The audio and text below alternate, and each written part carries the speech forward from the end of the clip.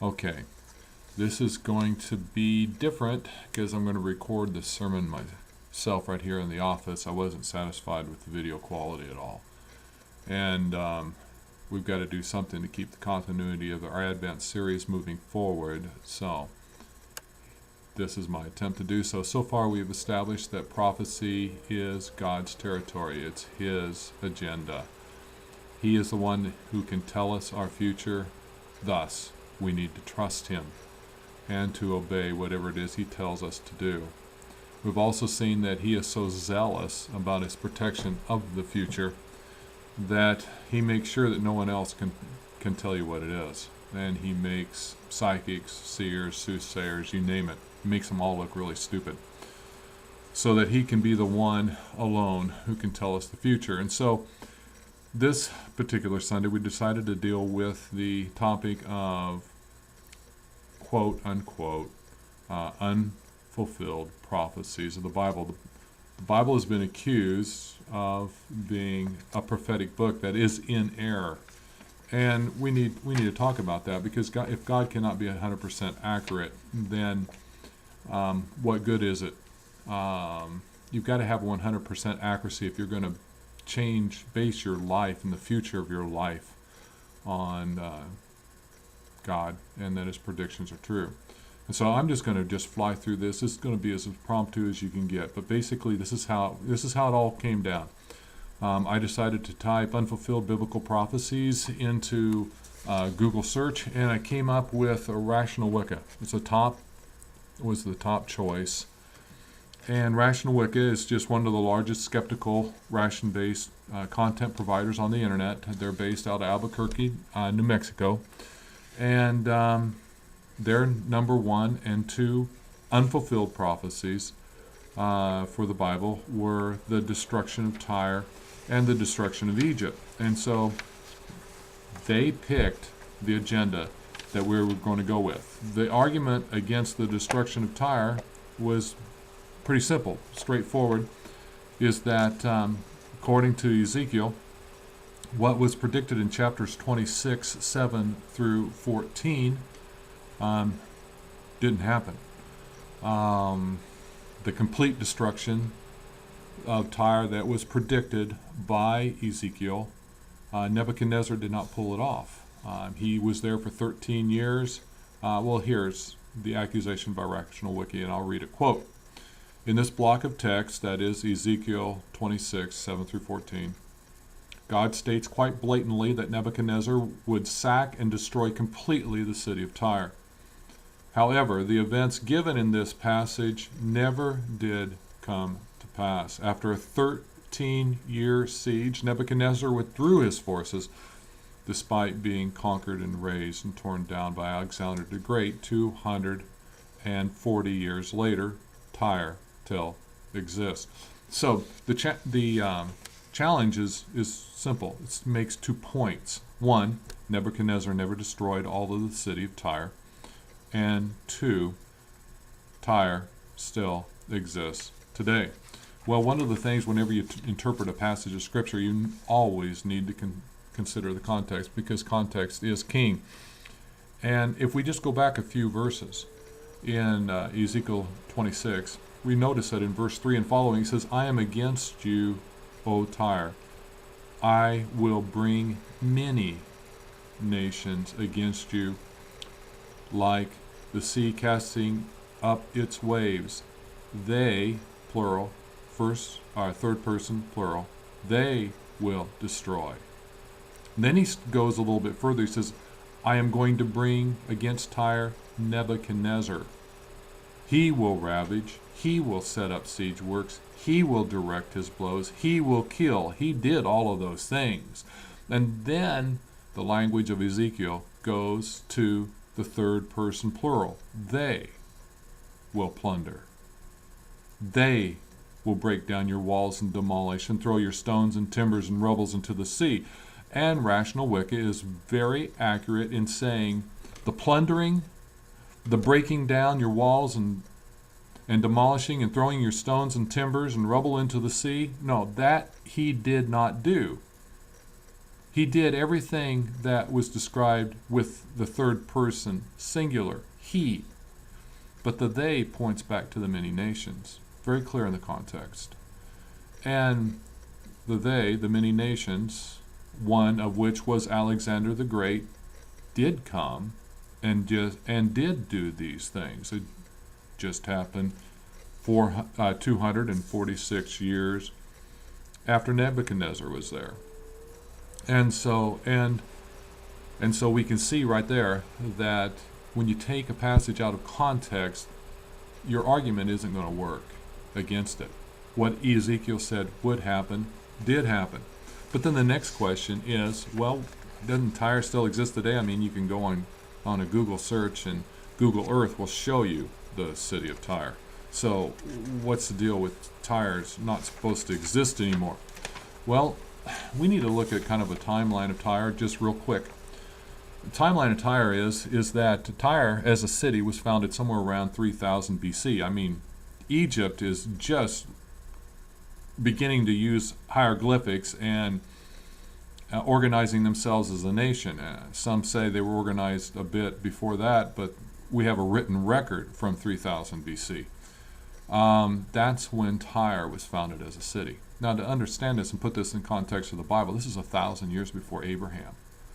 By the time Tyre gets to 1400 BC, which at that time it was built up to a place that was considered impregnable, totally undefeatable. Joshua is just taking the children of Israel into the promised land, and Israel is just beginning to be formed as a nation. Tyre has already existed over a millennia and a half, and they have been well founded. 980 BC, King David gets his temple timbers from Tyre. Probably say that 5 times real fast, be confusing. But anyway, Ezekiel around 586 BC makes his prophecy that Tyre is going to be destroyed. And Nebuchadnezzar, of course, takes up his campaign just a few years after that. The Greeks in 332 BC finished Tyre off. And the interesting thing that we have a note, I put Benjamin here, a guy from Spain, where his travels were recorded, and has a wealth of information that we found. And he writes thus, and this is what I'd really like to focus on, is his quote. He says, "A man can ascend the walls of New Tyre." Now notice he said New Tyre. The old Tyre is not existent. I'll continue. "A man can ascend the walls of New Tyre and see ancient Tyre, which the sea has now covered." Now, someone could speculate and say, oh yeah, well, that Benjamin, he was recording this kind of history so that he could, someone could discover his writing somewhere down the line, and then all of a sudden say, oh, Ezekiel was fulfilling prophecy here. I don't really think so. That's kind of, if you think like that, you're a conspiracy thinker. There's a conspiracy behind every tree. Now, come on. This history was recorded for us, just simply to let us know that ancient Tyre doesn't exist anymore. It exists under the sea. In fact, it's a direct fulfillment of Ezekiel 26:19 that says, "When I make you a desolate city," talking about Tyre, "like cities no longer inhabited, and when I bring the ocean depths over you, and its vast waters cover you." Okay? That was fulfilled. It took a while for the currents to completely swallow up ancient Tyre, but there it is. Ancient Tyre doesn't exist anymore. New Tyre exists in its place. And so this is the number one unfulfilled prophecy in the Bible, miraculously fulfilled in the way that it was described by Ezekiel hundreds of years in advance. This is kind of crazy. So let's move on to the destruction of Egypt, because Babylon, when they got done beating up on Tyre for 13 years, were just a little bit frustrated because their armies didn't get paid, because, you don't ransack the city, you don't get the money. You don't get paid. It's part of the motivation of fighting for your general, so that you can beat all these guys up and take all they got. It wasn't working for them. And so they go down to Egypt and ransack Egypt. And Ezekiel prophesied that this was going to happen in advance. The problem is that the language of Ezekiel uses a couple figures of speech. It uses hyperbole, which is exaggerating a point to make a point. And then it also uses metaphor. And metaphor is using a picture of something to tell you about something else. And these two figures of speeches, they're commonly used. We use them all the time. And they were being used in this passage. Specifically, the passage that is quoted that creates a problem is Ezekiel 29, verses 10 and 11. And there the text suggests that Egypt was going to be desolate for 40 years, and quote unquote not a man or an animal would walk in Egypt. That's hyperbole. It means Egypt's going to be greatly disrupted. That's all. And that the Nile River was going to dry up. Well, that's a metaphor, which I'll clearly illustrate from the text, that the Nile River was being used as a metaphor, and that's their argument. That's two main arguments. Ezekiel prophesied that Egypt would be uninhabited for 40 years and that the Nile River would dry up. Well, in fact, one is hyperbole, the other is metaphor.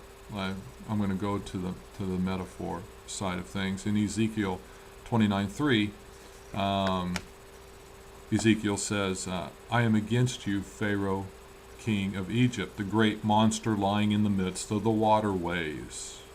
I will haul you up out of the midst of your waterways, and all the fish of your waterways will stick to your scales. Now, obviously, Ezekiel isn't literally saying, Pharaoh, you're this sea monster, and you've got all of these fish that are attaching to your scales. No, this is a metaphor. It's a picture. And the waterways are a picture. The Nile River was a metaphor of the Egyptian religion and the Pharaoh's manipulation of the Nile for their own purposes. In fact, if you go on to Ezekiel chapter 32, verse 2, you see God said through Ezekiel, you were like a lion among the nations, but you are a monster in the seas. You thrash about in your streams, and you stir up the water with your feet, and you muddy your streams. See, for the Egyptian religion, Ma'at was everything. And Ma'at was just the preservation of order. It was the way society produced peace through justice, and that warring tribes were brought together so that they could have a mighty nation. And they believed in maintaining Ma'at, and the way that Egyptians were able to maintain Ma'at was to serve Pharaoh, because Pharaoh served the gods, and the gods were the ones who granted Ma'at. And so temples were built to house and to take care of the gods.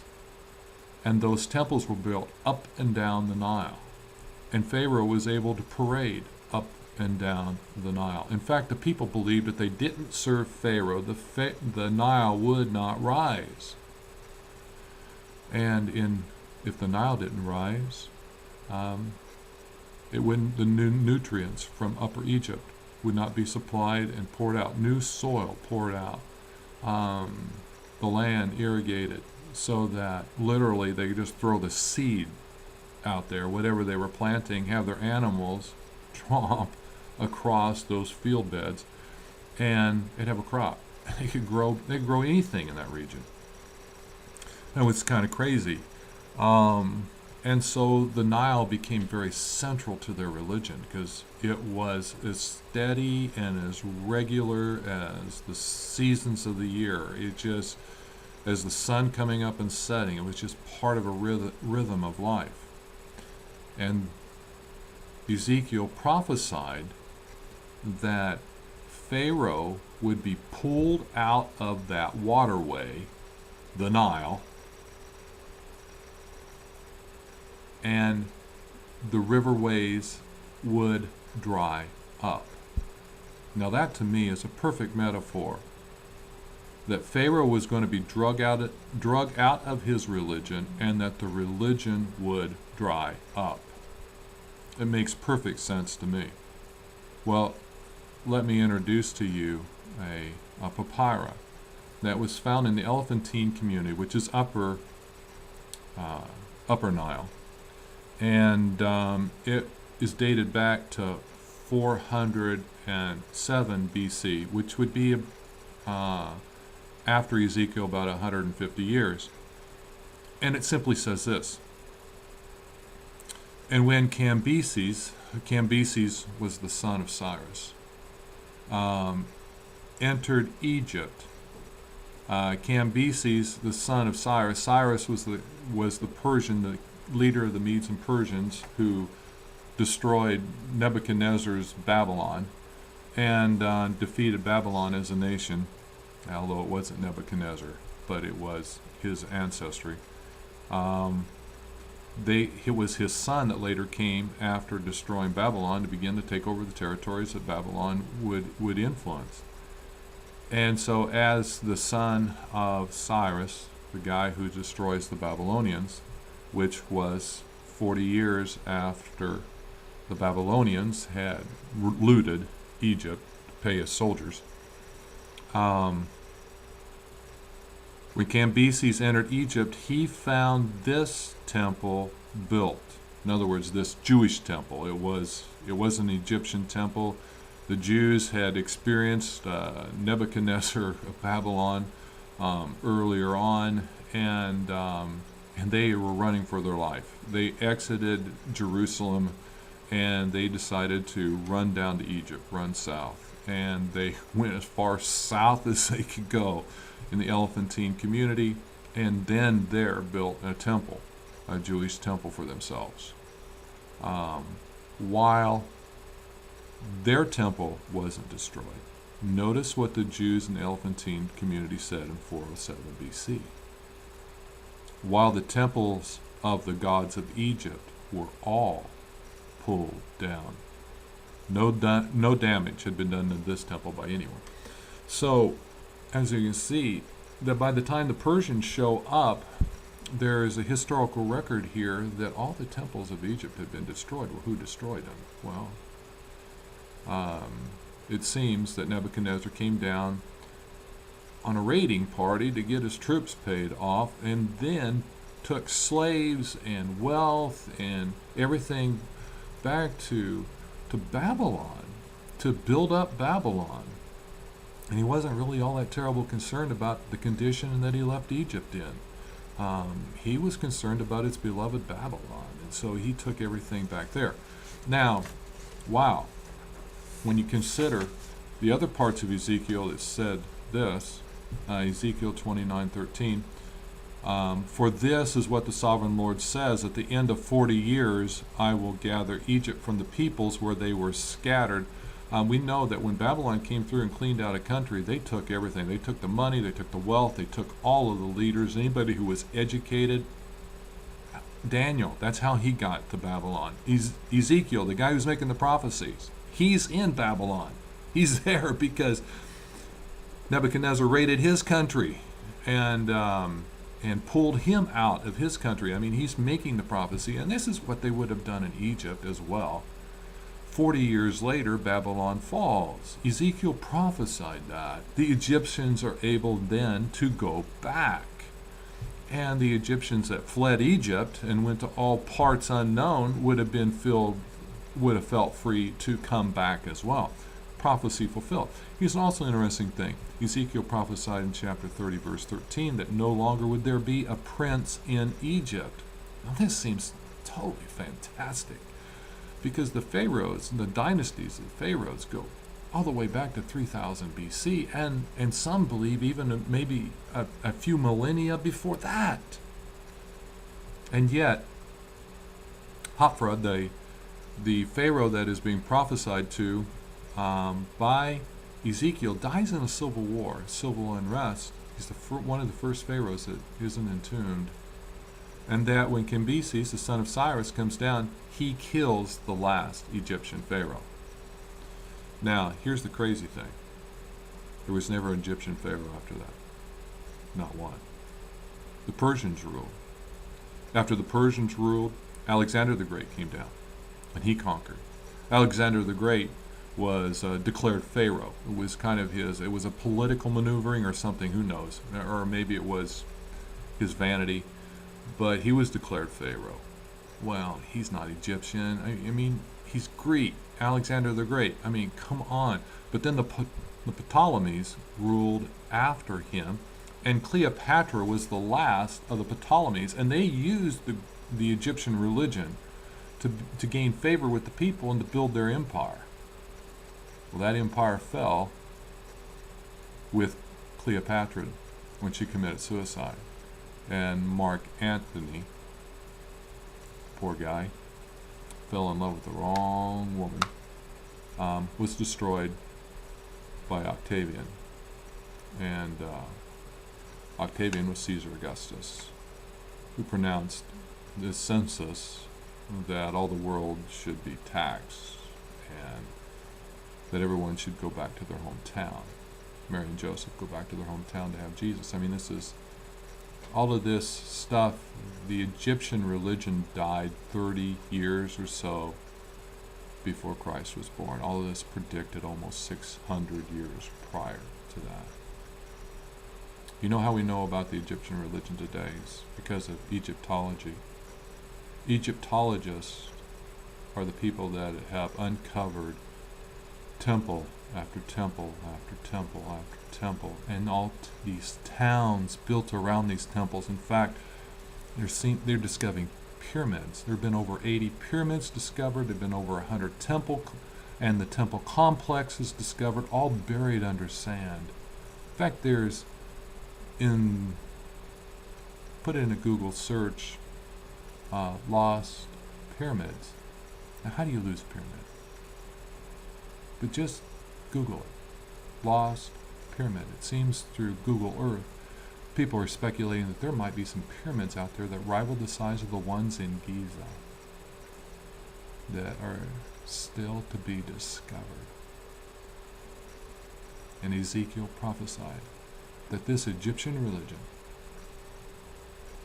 would be wiped out, would dry up and be buried, only to be discovered later. Now, this is phenomenal because in Ezekiel's day, Egypt would have been as old as dirt. As far as civilization is concerned, they existed practically forever. Egypt was older than Western civilization in total. This is totally crazy for him, totally unpredictable that somehow this great civilization would come to an end. And that's pretty much exactly what happened. So that's it. These are the two unfulfilled prophecies that we have seen marvelously fulfilled. And it's crazy in my mind to think that, wow, come on, what are the chances of this? So, that's what I'm going to leave you with. I want you to think about this because this is absolutely huge. If the Bible is 100% right in its predictions, and I'm trying to establish that because if I can prove the number 1 and number 2 unfulfilled prophecies were actually fulfilled,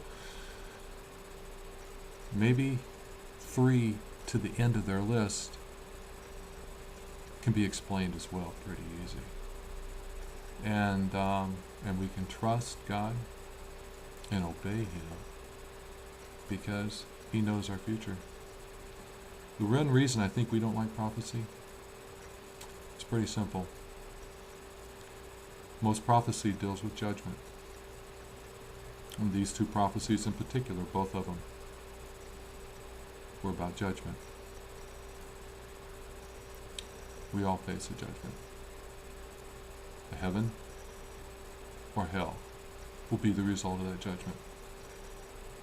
To those who have embraced the cross and said, "Thank you, Jesus, for dying for my sin," they have heaven. Why? Because Christianity is a bigoted religion against all others? Well, maybe because Jesus Christ was the Son of God. And being the Son of God, He came to show the only way to get there. And that if you don't have Jesus paying for your sin, you do. You have to pay for it. And that future is an eternity in hell. Judgment forever. Prophecy is a gift. It's a wake-up call. Prepare for your future by trusting fully in Jesus Christ. Thank you. And sorry the sermon messed up, but this is going to have to work. Okay. Hey, have a great day. God bless you. And let's make Jesus the love of our life.